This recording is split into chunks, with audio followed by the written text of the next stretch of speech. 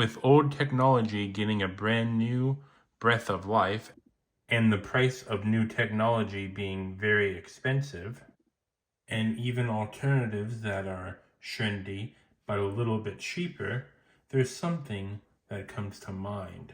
A question that you just can't help but ask. Are Chinese phones really that bad? I scroll through YouTube sometimes to find out some ideas to make videos on, because I do have a lot of good videos that I have been getting views on, but there's a slight problem with them. I sometimes want to diversify the videos that I produce just so I don't have boredom in making YouTube videos.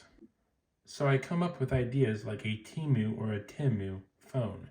But here's the problem that I have with Temu in general. Their phones are just crap. The $27 mini smartphone has very minimal uses, even for me, as a guy who thinks every type of thing out there has a use. You'd think that the very cheap phones that look big are big, but when you click on the link and you open up to the next link, you see that there's a lot of mini phone descriptions in this title. So then the next question begs is, why would I get this one when I could go the one right next to it, which is more affordable and has no such thing as mini in the title? But here's the main thing. A lot of their pictures that they use are exactly the same. We know their new phones are a little scammy or may be hard to see what they actually are, but what is it like for the refurbished iPhone Apple models? A lot of these refurbished phones, or well, maybe just used phones in general, are going through the local warehouse option that Temu has. This is a good option because you do not have to pay any tariff fees if it's already in your local warehouses. Yes, the iPhone SE second generation, or the 2022 unlocked, is both very good priced, but the one on Temu, which is $107, is a lot more affordable than the one that's $136. Of course, there's an option to do a trade-in when it comes to back market, but most of the time people do not do trade-ins, or at least the people who watch my content don't usually do trade-ins. We can even see that the lowest price iPhone on Temu is a lot more affordable than the one on back market. By a lot more affordable, I mean like roughly $6, but you know what I mean. So is Temu such a bad thing if both prices are very similar? Well, here's the main thing that I wanted to be bringing up in this video.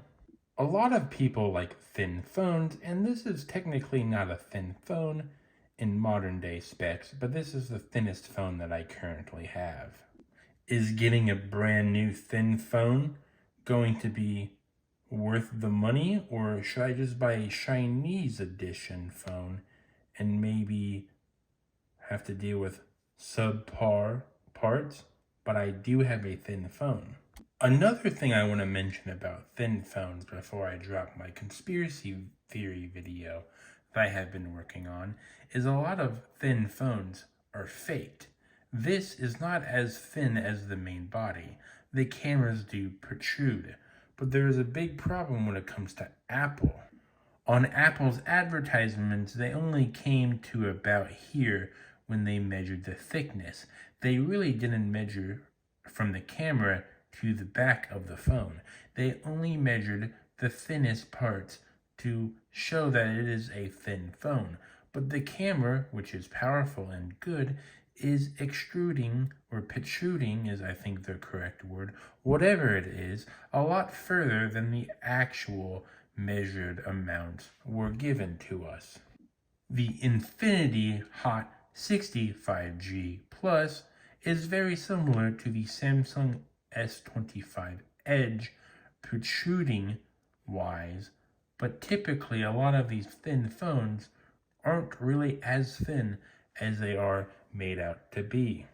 A lot of people who watch my videos did like the Meyer sells cheap phone first impressions video, but if you look at most of my very popular videos, you can tell that a lot of them are Apple. Not all of them, but a lot of them are Apple related. So what I plan on doing is, even though I'm going to be buying a refurbished / used phone from Temu, I will also be making a video about very affordable, thin devices where you don't have to pay hand over fist a lot of money, only about $150 outright, or as low as $50.83 from Klarna or Klarma, however you pronounce it.